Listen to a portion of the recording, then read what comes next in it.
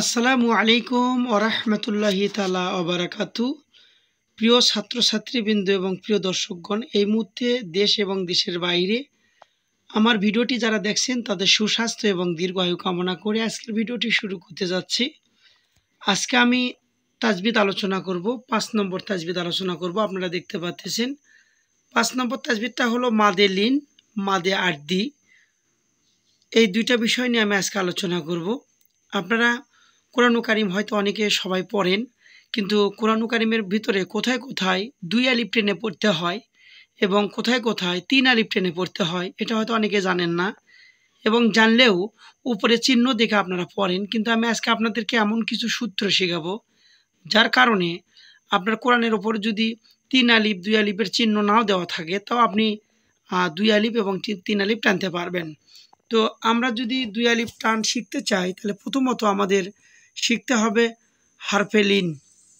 এই যে এই পাশে দেখেন আমি বলতেছি, প্রথমত শিখতে হবে হারফে লিন। হারফে লিন কার নাম এটা আগে শিখতে হবে। আমাদেরকে শিখতে হবে হারফে লিন হচ্ছে 2টি। হারফে লিন কয়টি? 2টি। এই যে দেখেন দেওয়া আছে ওয়া সাকিন ডাইনে জবর, এই যে নুনের উপর যে জবরটা দেখতেছেন, ওয়া অক্ষরের উপর সাকিন, ডাইনে নুনের উপর জবর, এটাকে বলা হবে হারফে লিন। এই নুনের জায়গায় অন্য কোনো অক্ষরও থাকতে পারে। এই নুনের জায়গায় মিম থাকতে পারে, জিম থাকতে পারে, বা 29টা অক্ষর যে কোনো একটা থাকতে পারে। আপনারা মনে রাখবেন যে ওয়া অক্ষরের উপর সাকিন এবং ডাইনে মুড়ো যে কোনো অক্ষরের উপর জবর আছে কিনা, তাহলে মনে করবেন এইটার নাম হারফে লিন। আরেকটা হারফে লিন হচ্ছে ইয়া সাকিন। ইয়া অক্ষরের উপর সাকিন থাকবে, ডাইনে মুড়ো যে কোনো অক্ষরের উপর জবর থাকবে, তাহলে এটার নাম হবে হারফে লিন। তাহলে আপনি যখন কোরআন শরীফ পড়তে নেবেন তখন আপনাকে মনে রাখতে হবে ইয়া সাকিন ডাইনে মুড়ো যে কোনো অক্ষরের উপর জবর, ওয়াও সাকিন ডাইনে মুড়ো যে কোনো অক্ষরের উপর জবর, তাহলে এই দুইটার নাম হবে হারফে লিন। তো ইয়া সাকিন ডাইনে জবর, ওয়াও সাকিন ডাইনে জবর, এটা কোরআন শরীফ পড়তে পড়তে আপনি কোনো জায়গায় যদি দেখেন ইয়া সাকিন ডাইনে জবর আছে, তাহলে এটার নাম হবে হারফে লিন। আর ওয়াও সাকিন ডাইনে জবর, এটার নাম হবে হারফে লিন। তাহলে আমরা বুঝলাম যে হারফে লিন কাকে বলা হয়। প্রথমত 2 আলিফ টানতে গেলে হারফে লিন আপনাকে চিনতে হবে। তাহলে আমরা জানলাম হারফে লিন কার নাম হলো। এবার আসেন কোরআন শরীফ পড়তে পড়তে আমরা দেখি অনেক জায়গায় থামার জায়গা আছে। এই যে এখানে থামার জায়গা আছে, থামার জায়গার আগের অক্ষরে দেখেন তো কয়টা। এখানে দেখা যাচ্ছে মিমের উপর 2টা পেশ, মিমের উপর 2টা পেশ। এখন যদি আমি এখানে দম ফেলাই তাহলে আমাকে অবশ্যই উপরে থেকে 2 পেশ বাদ দিয়ে একটা মুনে মুনে সাকিন ধরে পড়তে হবে। আর ওই মুনে মুনে সাকিন যে ধরলাম ওটার নাম হলো আরদি সাকিন। ওটার নামই হচ্ছে কি সাকিন? আরদি সাকিন। তাহলে আরদি সাকিন অর্থ হলো মুনে মুনে ধরা সাকিন। যেথায় সাকিন ছিল না সেথায় যদি দম ফেলাই সেইখানে সাকিন দিলে তাকে আরদি সাকিন কয়। আরদি সাকিন দেখা যায় না, মনে মনে ধরতে হয়, আর মনে মনে সাকিন দিলে তাকে আরদি সাকিন হয়।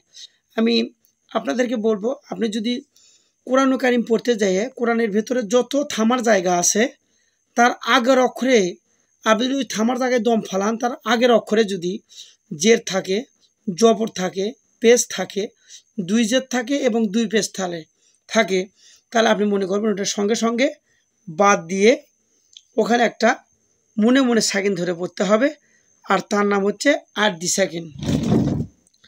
আর এই আরদি সাকিন কিন্তু মনে মনে ধরতে হয়। তাহলে ভিডিওটা যদি না বোঝেন আবারও আপনারা বুঝে নেবেন যে আরদি সাকিন অর্থ হচ্ছে মনে মনে ধরা সাকিন। তাহলে দেখেন ওই পাশে আছে হারফে লিন, এই পাশে আছে হলো হারফে লিন, ওয়া সাকিন ডাইনে জবর, আর এই সাইডে আছে মিমের উপর 2 পেশ। যদি আমরা এখানে দম ফালাই তাহলে এখানে পড়তে হবে নাউম, 2 পেশ বাদ যাবে, এখানে 2 আলিফ টানতে হবে। হারফে লিনে কোনো টান নেই, হারফে লিনে কোনো টান নেই। হারফে লিন যখন এই আরদি সাকিন তথা থামার জায়গার আগের অক্ষরের সঙ্গে লাগাবেন আর সেখানে একটা মনে মনে সাকিন ধরতে হবে, তখনই টানতে হবে 2 আলিফ। মোট কথা, যখন আপনি হারফে লিনটা আরদি সাকিনের সঙ্গে লাগাবেন তখন টানতে হবে 2 আলিফ।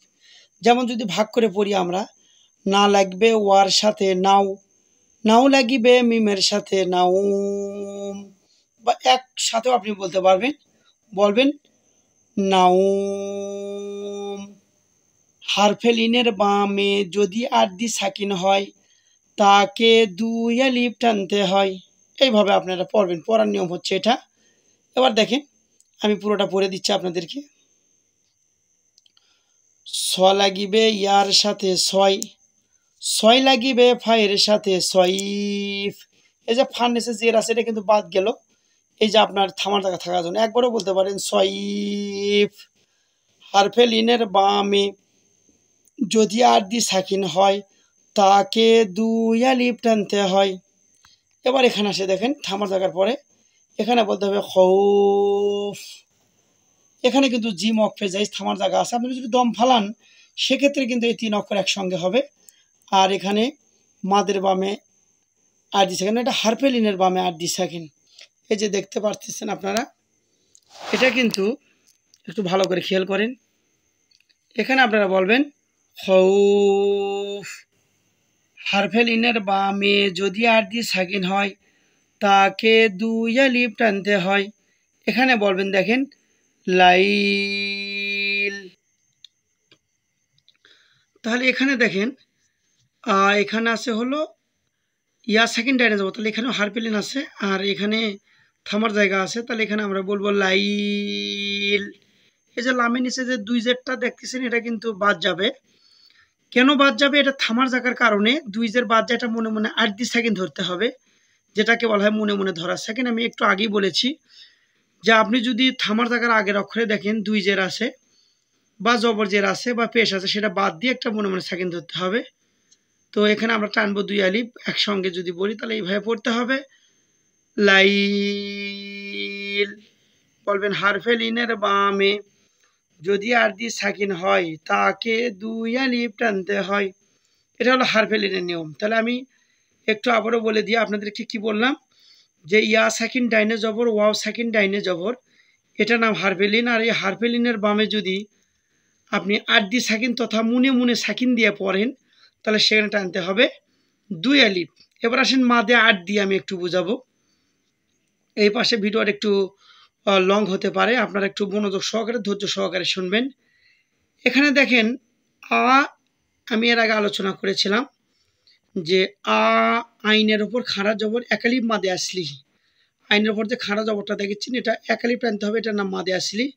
তারপর আছে বি, তারপরে আছে দেখেন দু, এখানে কিন্তু মাদে আসলি আছে, পেশের বামে ওয়াসিন, এটা মাদে আসলি। তার পাশে আবার থামার জায়গা আছে, এই যে দেখেন তো এবং আইন থামার জায়গা। কিন্তু আমি বলে দিচ্ছি থামার জায়গার আগের অক্ষরে যে নুনের উপর যে জবর আছে এইখানে আপনি দম ফালালে এই জবরটা বাদ দিয়ে একটা মনে মনে সাকিন ধরতে হবে এই নুনের উপর।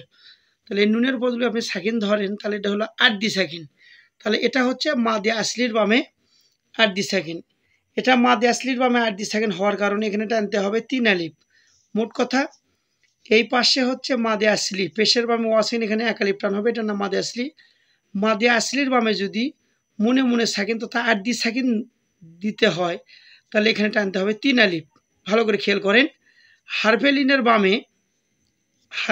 বামে আরদি সাকিন হলে দুই আলিফ টান, আর মাদে আসলির বামে আরদি সাকিন হলে তিন আলিফ টান।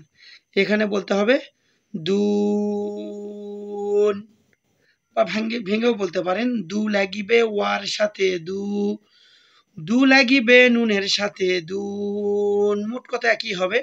আমরা যদি এখানে থামতে যাই, এই যে আইন অক্ষরের জায়গা যদি থামতে যাই তার মানে নুন একা একা পড়তে পারবো না।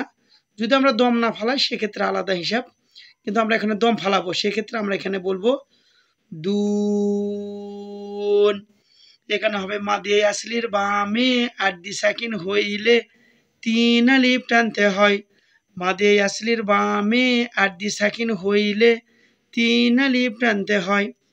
এখানে আসে দেখেন একই পড়ায়, এখানে আছে র হিম, তার মানে হি লাগিবে ইয়ার সাথে হি, এটা এক আলিফ টানলাম, কিন্তু এখানে দেখতেছি আবার থামার জায়গা আছে, তো অক্ষয় বা নিচে গোল চিহ্ন আছে, এই জন্য আমরা মিমের নিচে যে জেটটা আছে, এই যে মিমের নিচে যে জেটটা আপনারা দেখতেছেন, এই মিমের নিচে জেটটা আমরা আর জেটটা পড়তে পারবো না, কারণ আমরা দম ফালালে এই জেরের পরিবর্তে একটা মিমের উপর সাকিন ধরবো, আর সেই সাকিনের নামই হবে আরদি সাকিন।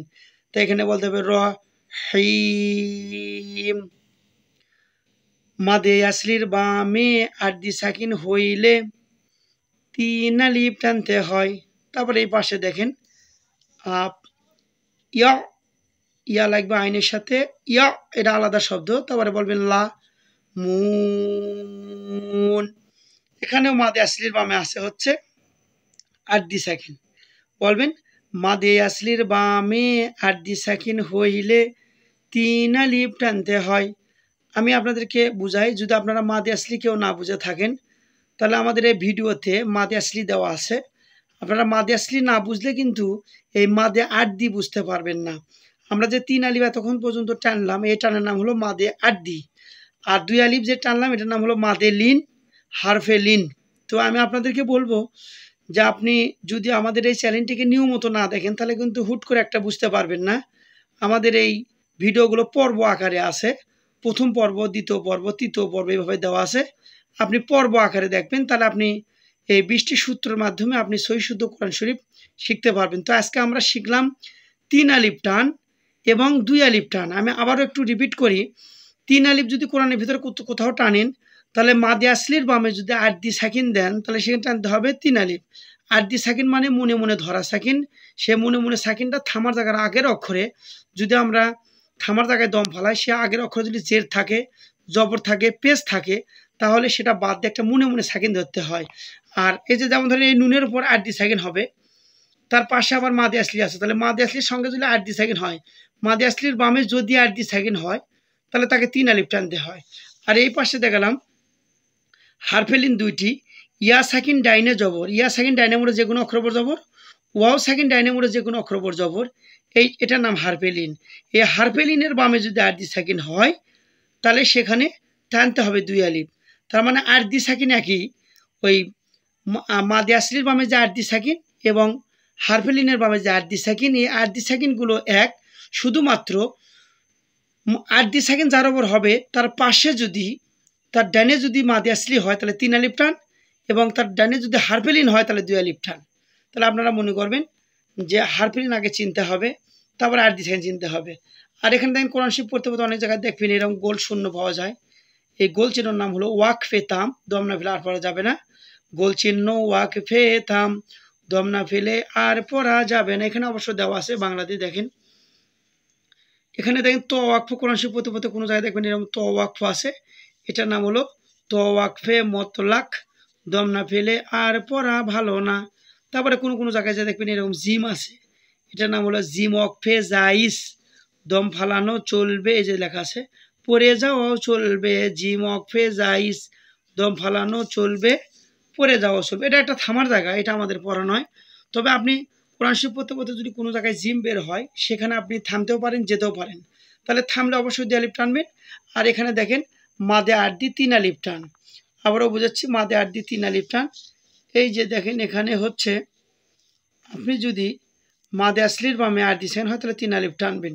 তো ভিডিওর ব্যাপার আরও যদি আপনারা বুঝতে ভুল করেন তাহলে আমি বলবো অবশ্যই ভিডিওটি আবার পুনরায় দেখবেন। আপনি যদি সহিহ শুদ্ধভাবে বাড়ির ভিতরে বা ঘরের ভিতরে বসে থেকে সহিহ শুদ্ধ কোরআন শরীফ শিখতে চান তাহলে আমি মনে করবো ভিডিওটি বারবার দেখবেন, বারবার টেনে টেনে দেখবেন। আপনাকে যদি এই 20টি সূত্র শিখতে পারেন তাহলে আপনাকে আর কোনো দিন সহিহ শুদ্ধ করে কোরআন শরীফ পড়তে কেউ আর বাধা দিতে পারবে না এবং আপনি কারো কাছে ছোট হবেন না। তো আপনারা যদি আমার চ্যানেলটিকে দেখে ভালো লাগে তাহলে অবশ্যই আমাদের চ্যানেলটি সাবস্ক্রাইব করবেন, আর অবশ্যই চ্যানেলটা শেয়ার করে দেবেন।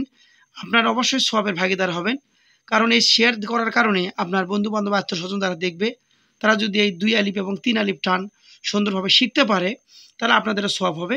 তাই আমি বলবো অবশ্যই আমার ভিডিওটি যারা দেখবেন আমার ছাত্রছাত্রী সহ তারা অবশ্যই ভিডিওটি শেয়ার করবেন, লাইক দেবেন এবং সাবস্ক্রাইব করবেন, পাশে থাকা বেল আইকনটা বাজিয়ে দেবেন। আমি যখনই ভিডিও ছাড়বো আপনার কাছে দ্রুত পৌঁছে যাবে। তো আজকে পড়া এই পর্যন্ত শেষ করলাম। ভালো থাকুন, সুস্থ থাকুন, আবার নতুন পর্বে আপনাদের নিয়ে যাব। আসসালামু আলাইকুম ওয়া রাহমাতুল্লাহ।